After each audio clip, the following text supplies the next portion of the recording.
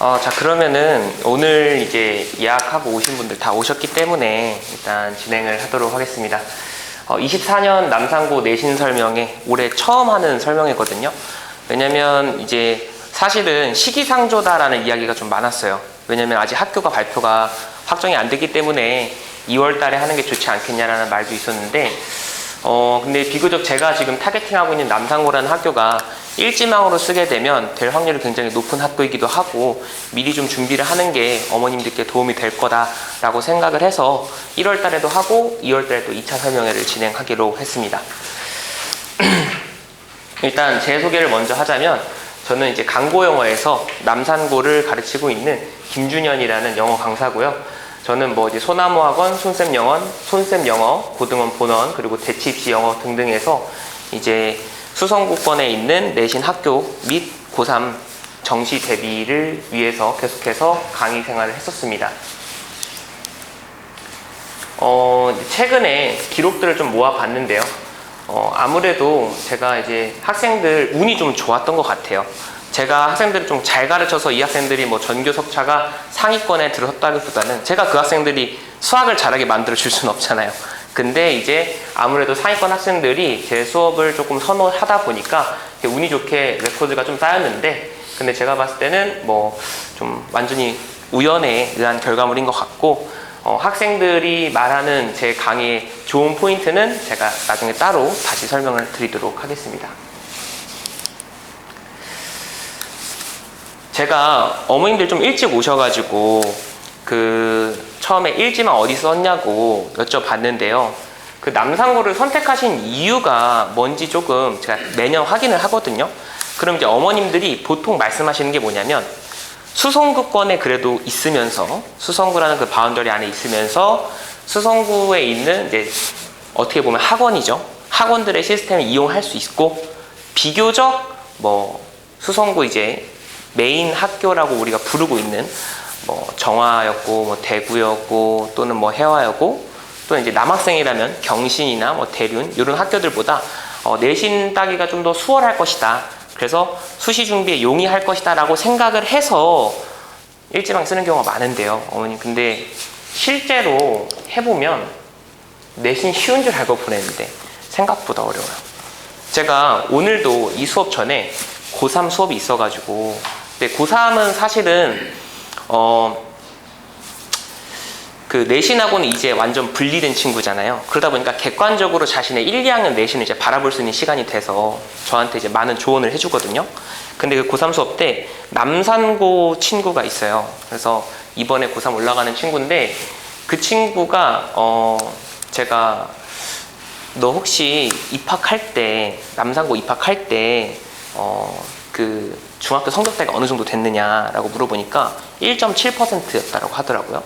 정화중을 나왔고 본인 1.7%였고, 그리고 이제 뭐 이제 장학금 받고 들어갔다.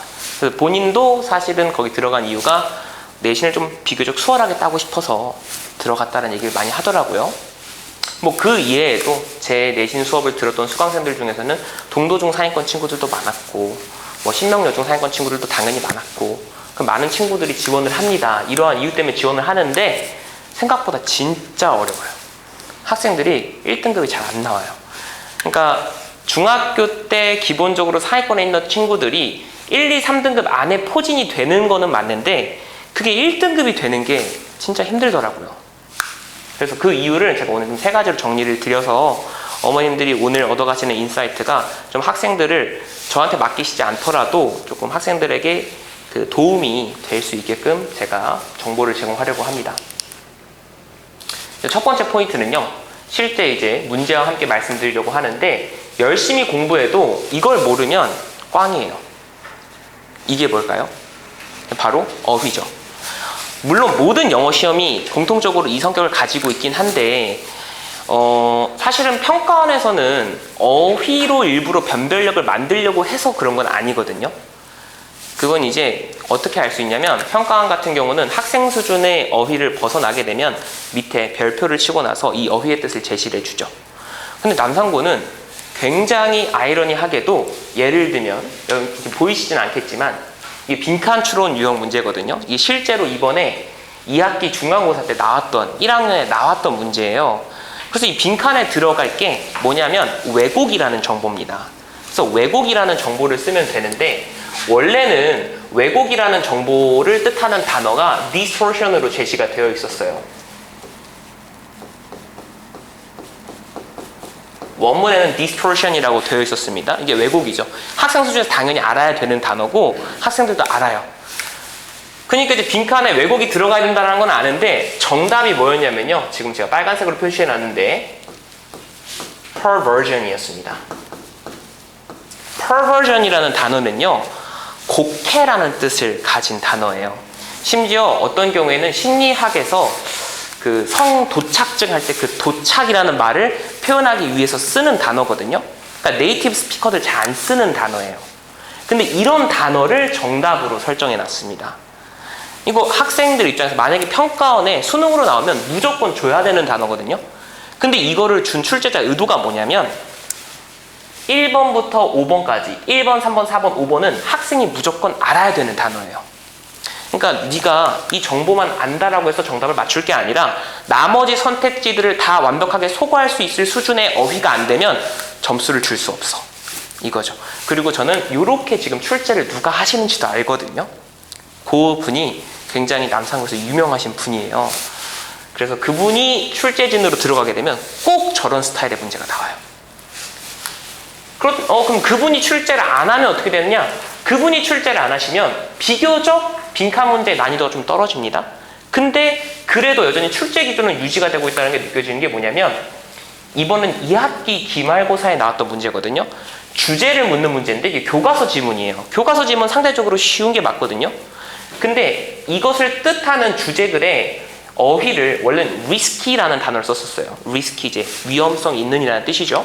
근데 이걸 perilous라는 단어로 바꿔 넣음으로써 학생들이 정확하게 risky가 perilous랑 동의어라는 걸 알아야지 맞출 수 있게 이렇게 좀 정답을 설정한 걸 봤을 때 여전히 남상고는 어휘에 대해서 굉장히 중요성을 나타내고 있는 시험지를 출제하고 있다. 알아두시면 될 것 같고요. 두 번째로는요. 남상고는요. 다른 학교들이랑 다른 부분이 뭐냐면 외부 지문 출제를 안 해요. 그러니까 외부 지문 출제를 안 하다 보니까 뭐 여기 근처에 있는 학교 중에서 해화여고 외부 지문 출제로 상당히 유명하죠. 대구여고도 외부 지문 출제가 일부 있고요. 근데 해화여고 같은 경우는 어떤 식이냐면 예를 들면 객관식 30문제, 뭐 20문제 중에서 8문제, 7문제를 외부 지문으로 내버려요. 그러니까 이 친구가 모의고사 기본 실력이 없으면은 당연히 고득점이 어려운 시험이 맞거든요. 그럼 이제 거꾸로 생각해서 남상고는 외부 지문이 없으니까 다 쉽게 맞출 수 있는 거 아니야? 내가 지문을 완벽하게 이해하고 들어가면은 지문 보자마자 주제 바로 이해가 되고 정답 바로 고를 수 있고 이렇게 생각을 하시는데 지금 보시면은 이게 이번에 실제로 2학기 기말고사에 1학년에 출제된 문제입니다. 지금 제가 하이라이트 안 한 부분이 원문이고요. 하이라이트 한 부분이 변형으로 추가된 부분이에요. 이 부분만큼이 지금 원문보다 훨씬 길죠? 원래 없었던 글이에요. 근데 이 부분만큼을 다시 추가를 했어요.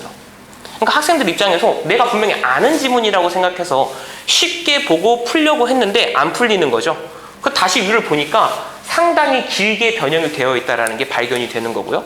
이러면 무슨 일이 발생을 하냐면 아예 모르는 지문이면 처음부터 꼼꼼히 읽고 들어가겠다라는 마인드로 천천히 풀면 되는데 내가 알고 있는 지문이라고 생각하고 새로 보는 완전 새로운 지문을 보게 되니까 당황해요. 시간이 오히려 많이 부족하고요. 내가 아는 지문이라고 생각했는데 왜 내가 알고 있는 거랑 다르지? 계속 기억과 대조를 하려고 해요. 그렇게 할 필요가 없는데도 말이죠. 그래서 상대적으로 시간이 굉장히 많이 소요가 됐습니다. 이런 문제를 해결하기 위해서는요. 평소 미천이 중요하다는 말 전 많이 해요. 미천이 중요합니다. 기본적으로 독해를 할 수 있는 실력을 갖추고 들어가야 돼요. 근데 학생들이 정말 좀 아이러니하게도 영어 시험은 마치 뭐 탐구 과목의 하나로서 전혀 아닌데 탐구 과목의 하나로서 시험 기간에 열심히 하면 좋은 성적을 받을 수 있다라고 착각을 하는 것 같아요. 근데 그거는요. 미천이 든든한 아이들이 그런 거예요. 시험 기간 아닐 때도 꾸준히 영어 학습을 해주지 않으면 이런 문제에 대한 접근 당연히 어려울 수밖에 없습니다. 그냥 외부 지문이 있는 거랑 똑같은 거예요. 그래서 좀 평소에도 영어 공부를 계속 할 필요가 있다는 부분을 말씀을 드리고요. 마지막 세 번째 포인트입니다. 이거를 제가 작년에 설명했을 때는 완전 반대로 얘기 드렸거든요. 남상고 특징이 뭐였냐면 서술형이 그대로 나왔어요. 뭐 문제의 유형은 다양해질 수 있다라고 할지라도 어법성 판단이라던가 아니면 중요 문제에 대한 영작이라던가 할지라도 결국에 답은 원문에 있는 그대로가 나왔었거든요. 그래서 원문을 다 암기하고 들어가면 사실 서술형 40점은 먹고 들어가는 게임이었습니다. 근데 올해부터 더 이상 본문을 완벽하게 암기해도 서술형 100점이 안 나와요. 왜냐하면 원문에 없는 문장을 답으로 하는 것들이 출제되기 시작했거든요. 예를 들면 뭐 3-1번과 3-3번 같은 경우는요, 원문에 있는 표현을 물어보는 거예요.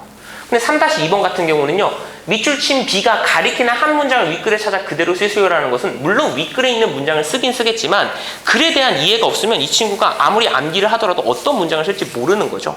그렇죠? 그래서 점점 더 중요해지고 있는 부분이 뭐냐면 원문 암기 의존한 서술형 문제가 지금 벗어나고 있는 거고 논리적 이해가 좀 더 중요해지고 있습니다. 그래서 학생들이 단순히 암기만 할 것이 아니라 이 문장과 이 문장은 어떤 연결고리를 가지고 있지? 이 문장은 왜 썼지? 이런 의미 추론식 접근 방법을 꾸준히 해줘야 학생들이 고득점을 받고 있다는 걸 알 수가 있고요. 이건 이제 1학년의 예시만 드렸는데 어머님들 이제 대부분 다 예비 고1 어머님들이시니까요. 이번에 2학년도 제가 지도를 했는데 2학년 같은 경우는 더 황당한 아예 자유창작형이 나왔습니다. 그냥 답이 다 다를 수 있는 문제가 나왔어요. 점점 남상고가 사실 제가 너무 자의식이 과잉된 걸 수도 있는데 제가 설명회나 블로그를 통해서 남상고의 특징을 계속 저격을 하거든요. 선생님들이 이거를 보시고 조금씩 수정하는 게 아닐까라는 생각이 들 정도예요. 왜냐면은 모 학생이 제가 돌린 전단지를 선생님들이 보고 계신 사진을 찍어서 이렇게 보여줬거든요. 그러다 보니까 아무래도 조금씩 그 반영이 되고 있는 거 아닌가라는 생각이 듭니다. 자, 그래서 다시 한번 정리를 해드리면요. 남상고 영어 시험의 특징을 서술형과 객관식으로 나눠서 보자면 첫 번째는 객관식 난이도를 어휘 변별력이 유지를 하고 있습니다. 지금 그때 아까 유명하다고 했던 그 선생님께서 3학년을 올라가실지 아니면 1학년을 내려오실지 아직 모르겠어요. 그 이제 곧 공지가 될 텐데 그거에 따라서 정말 크게 좌우가 될 수도 있고 그분이 참여 안 하신다고 할지라도 어휘 변별력은 남상고의 과거 기출문제들을 보면 1번에서 3번을 그냥 어휘의 뜻을 묻는 문제를 냈었던 학교예요. 그만큼 어휘가 중요하다는 걸 알 수가 있고요. 2번 같은 경우는 이제 외부 지문 출제보다 더한 지문 변형을 합니다. 그렇기 때문에 평소에 모의고사 독해 연습을 많이 해둔 친구가 유리할 수밖에 없는 시험이 되어가고 있고요. 세 번째로는 서술형 문제 다각합니다.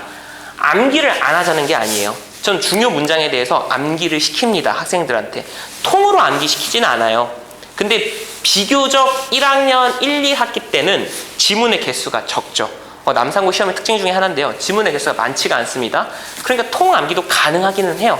하지만 통 암기를 했을 때 전체 100점이 나오냐? 아니다 이거죠. 서술형에서 한 50점 정도가 통암기로 풀 수가 있는 거고 나머지는 반드시 이해를 해줘야 풀 수가 있는 문제가 출제가 됩니다. 그러면 저는 이러한 출제 경향에 대비해서 어떻게 하느냐? 수업 목표를 이렇게 설정을 했습니다. 학생 스스로 지문을 분석하고 출제자의 입장 및 트렌드를 이해하여 고득점을 달성한다. 이게 이제 제 수업의 목표인데요. 학생 스스로 지문을 분석한다라는 말은 뭐냐면 제가 지문 분석 안 해준다는 얘기가 아니에요. 저도 다 구문 분석하고요. 학생들한테 구문 해체쇼를 합니다. 이게 지금 구문이 어떻게 되어 있고 중요한 표현은 무엇이고 동의어 반의어 정의까지 다 해요. 근데 학생 스스로 결국에 글을 읽으면서 이 문장이랑 같이 왜 쓴 거지? 라는 그런 궁금증이 없으면은 또 그런 궁금증에 대해서 강사가 해결해 주지 않으면 고득점이 달성이 잘 안 되더라고요. 그냥 주입식 교육으로만은 더 이상 고득점 달성이 어려운 시험이 되어가고 있습니다. 작년부터 남상고가 좀 이런 기조가 강해지고 있어요. 자, 그래서 제 수업에 좀 디테일한 부분 말씀드리자면 저는 학생과의 소통을 좀 중요시 여깁니다. 그래서 저랑 수업을 하는 친구들은요 약간 귀찮아하는 경향도 있어요. 제가 계속 SNS, 카카오톡이나 이제 인스타그램 DM으로 숙제를 했는지 확인도 하고 이 학생이 뭔가 문제점이 있다고 생각하면 계속 질문을 받거든요. 그리고 또 질문 제가 하기도 하고요. 그래서 시험 기간에는 사실은 너무 힘들어요. 왜냐면 막 새벽 3시, 4시까지도 학생들은 잠들지 않고 계속 질문을 보내거든요.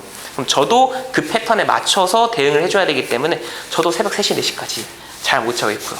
근데 이제 제 개인적인 얘기지만 저 또 어린 아이가 있어가지고 집에 그러면 아침 8시에 또 일어나야 돼요. 한 4시간, 5시간 자고 아이를 또 등원 준비를 시켜야 돼요.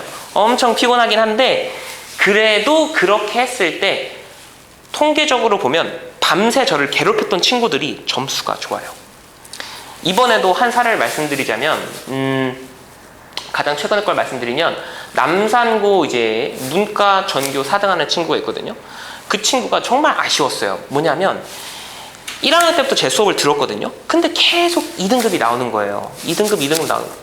정말 열심히 하거든요. 정말 열심히 하고 다 하는데 항상 턱걸이로 2등급이 나왔거든요. 그래서 정말 안타깝다. 이 친구 좀만 더 하면 될 것 같은데 해서 조금 더 애살 있게 적극적으로 쌤한테 다가와서 좀 질문도 하고 해라. 그래서 이번에 정말 질문을 많이 했어요. 그 친구가. 그러더니 이번에 딱 1등급이 나오더라고요. 마지막에 영어를 1등급으로 마무리했는데 물론 계속 1등급을 받았으면 좋겠지만 결국에는 그 친구가 1등급을 받을 수 있었던 이유가 그 친구 이제 후기도 제가 블로그로 작성을 할 건데 제일 중요했던 이유가 뭐냐라고 물어보면 선생님이 제가 질문했던 것들에서 다 답변을 꾸준히 해주셨던 게 도움이 됐습니다 라고 이야기를 했거든요. 그래서 저는 이제 소통이 되게 중요하다고 생각을 하고 이 자체 문제 제공이랑 기출 문제 분석은 사실 우리 학원의 특징이에요. 뭐냐면 그 학교를 담당하는 대표 강사라고 하면 기본이거든요. 사실은 그 학교의 최신 트렌드 출제 경향에 대해서 분석을 다 하고 있어야 되고요. 어떤 출제진이 들어가는지 알아야 되고요. 그리고 그 학교의 최근의 이슈들을 확인을 해줘야 돼요. 학생들을 통해서 학생들 수업 시간에 필기 자료를 받아가지고 지금 이런 부분을 중요하게 다루고 있거든요. 다 확인을 해줘야 돼요. 근데 시스템상 저도 이제 다른 학원들에서 근무를 해봤잖아요. 시스템상 그게 어려워요. 다른 학원들은 왜냐면은 좀 능력이 있는 강사가 되잖아요. 다른 학원에서. 그러면 이 학교 돼, 저 학교 돼, 저 학교 돼 하면서 학교가 너무 중첩이 많이 돼요. 그렇게 되면 당연히 한 학교에 대한 기출 분석을 하기가 힘들어지고요. 또 추가적으로 모티베이션도 안 돼요. 동기부여가 안 돼. 왜냐면 제가 기출 분석 열심히 해가지고 했어요. 학생 수가 늘었어요. 저한테 돌아오는 게 없어요. 다른 학원들의 시스템은 약간 그런 식이거든요.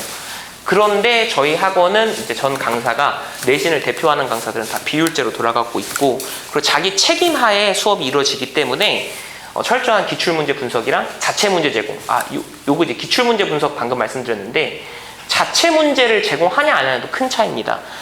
어머님들 중학교 때 내신을 다 학원을 통해서 대비를 해보셨기 때문에 아실 거예요. 유료 문제들이 많아요. 예를 들면 이그젠4유라던가 너른터라던가 다양한 유료 자료들이 있거든요. 저도 그거를 엄청 배척하자는 주의는 아닙니다. 학생들이 불안해하고 만약에 나는 문제를 많이 풀어야지 심리적 안정감이 있어요 라고 하는 친구들은 주기도 해요. 근데 기본적으로는 안 줘요.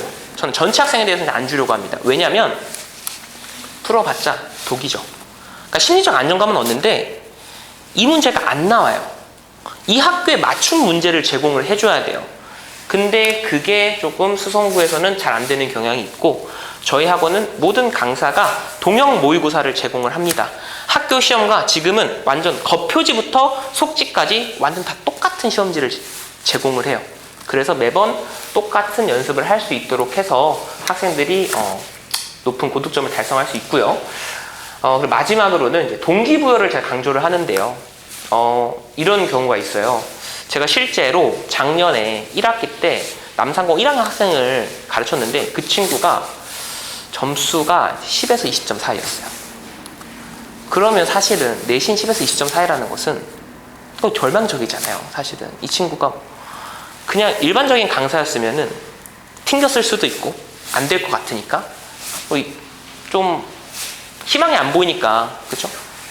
근데 저는 이 친구랑 이야기를 해봤을 때 할 수 있을 것 같다라는 생각이 들었거든요. 그 친구를 감화감동시키기 위해서 노력을 많이 했어요.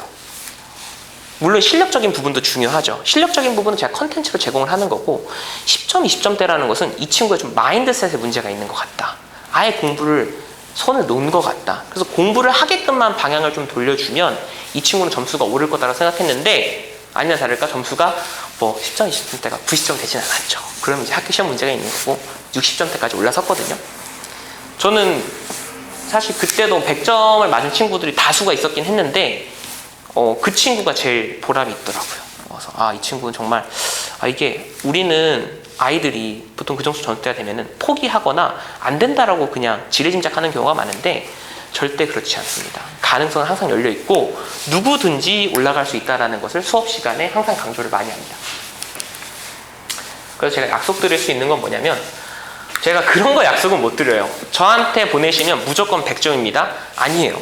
그거 아니에요. 왜냐면 제 수강생들이 증명을 하잖아요. 올백이 아닙니다. 근데 뭐는 약속드릴 수 있냐면 열심히 하는 학생이 정당한 결과를 받을 수 있게는 도와드릴 수가 있어요. 이 친구가 노력 안 하는데 제가 이 친구를 100점으로 만들 수는 없어요. 굉장히 드물게 오래 수업을 하다 보니까 그런 경우가 있기도 있거든요. 이번에 2학년 2학기 중간고사 때 제가 100점자가 여러 명이 있었는데 그 중에 한 학생이 그랬어요. 공부를 잘하는 학생이에요. 모의고사 치면 거의 올일이에요. 근데 내신 수업을 잘 안 듣고 굉장히 그냥 뺀질뺀질한 친구가 있었어요. 근데 그 친구가 제가 동영 모의고사를 풀게 했는데 동영 모의고사의 적중률이 굉장히 높았어요. 그 시험 때. 그래서 그 친구가 100점을 맞았거든요. 저는 솔직히 두렵고 기쁘지 않았어요. 왜냐면은 그 친구는 노력을 해서 그 점수를 얻은 게 아니라 그냥 운이 좋았을 뿐이에요. 그리고 저도 운이 좋게 적중률 높은 문제를 그 학생한테 제공할 수 있었던 거고요. 그 친구는 기말고사 때 100점이 또 안 나왔습니다. 당연하죠. 학습이 그렇게 됐으니까 열심히 안 해도 100점 나오네? 그냥 이 문제만 풀면 나오는구나. 이렇게 해서는 안 되거든요. 저는 열심히 하면 정당한 결과를 받을 수 있게 도와드리고 두 번째는 아까도 말씀드린 것처럼 제가 피드백을 성실히 제공을 합니다. 어느 정도 규모가 되는 이제 수성고에서 단과 강사가 되면 조교를 다 써요. 저도 내신 기간에 조교를 활용합니다. 근데 그 조교는 학생과의 소통을 하는 조교가 아니에요. 숙제 채점하고 그리고 제가 시키는 자료 타이핑하고 이 용도로만 이제 조교가 활용이 되고 제가 다 피드백을 제공하고 학생들의 궁금증도 다 제가 새벽까지 확인을 합니다. 세 번째는요. 이게 사실은 상위권 학생들은 이것 때문에 다닌다라고 볼 수가 있어요. 최신 출제 경향에 맞춘 내신 대비 컨텐츠를 제공을 합니다. 이건 조금 다른 이야기이긴 한데 경북고 2학년 이번에 제가 경북고도 담당을 하거든요. 경북고 2학년 2학기 때 좀 성과가 좋았어요. 남산고등학교보다 훨씬 더 적은 파일을 했는데도 경북고 2학년 학생들이 문이과 전교 1등이 둘 다 제가 배출을 하게 됐거든요. 근데 그 친구들이 말하는 게 쌤 수업에 제일 좋은 게 뭐냐? 최신 출제 경향에 맞춘 컨텐츠. 다른 학원들은 다 그냥 번들로 문제를 막 이만큼씩 줘가지고 그거를 푸느라고 많이 힘든데 그냥 쌤이 딱 필요한 자료만 주니까 그것만 공부를 할 수 있어서 좋았다 라는 얘기를 많이 했거든요. 그래서 이 부분에 대해서는 약속을 할 수가 있을 것 같습니다. 자, 이것으로 이제 수업 설명회를 마치도록 하고 제가 여기까지만 영상 촬영을 하고 나머지 시간에는 이제 개별적으로 그 질의응답을 받도록 하겠습니다.